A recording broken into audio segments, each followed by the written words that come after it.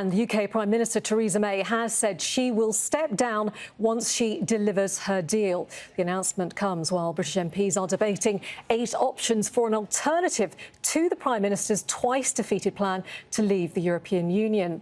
Well, politicians took control of the Brexit debate on Wednesday to have these so-called indicative votes. Facing MPs earlier, Theresa May insisted that the Brexit deal she negotiated with the EU is still the best option available. We are continuing to work to ensure that we can deliver Brexit for the British people and guarantee that we deliver Brexit for the British people. We have a deal which cancels our EU membership fee, which stops the EU making our laws, which gives us our own immigration policy, ends the common agricultural policy for good, ends the common fisheries policy for good. Other options don't do that. Other options would lead to delay, to uncertainty and risk never delivering Brexit. All right, well, let's take a closer look at those proposals MPs will be voting on later. The first option would see the UK leave the EU on April the 12th without a deal. The second is an enhanced Norway-style deal, which would include membership of the EU's single market.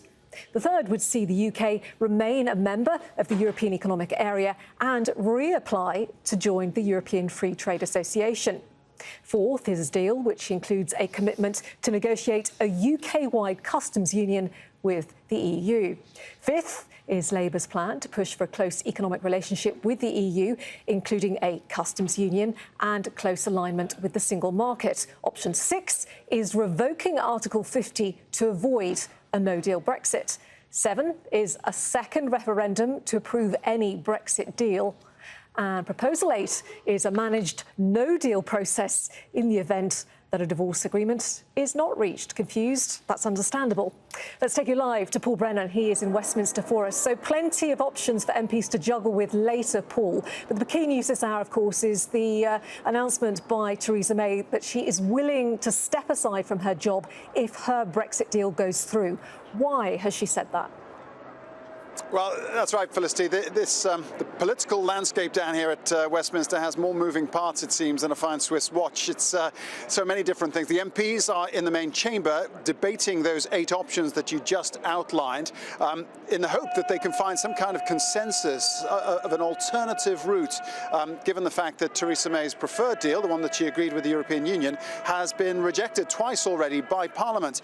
And at the same time as that debate was taking place in the main Commons chamber, Theresa May herself was meeting what's called the 1922 committee. It's a committee of Conservative Party backbench MPs, and at that meeting she said that she appreciated that they wanted a new approach, new leadership, and she would not stand in the way of that she would be prepared to quit as Prime Minister before the next stage, that is the negotiations over the future trading arrangements for the UK and Europe after Brexit, if it meant that her deal would be voted through. Now, joining me to digest that and, well, analyse it is Tom Hamilton, a director at MHP Communications, but previously Labour Party head of research and the author of a book called Punch and Judy Politics. How appropriate, Tom.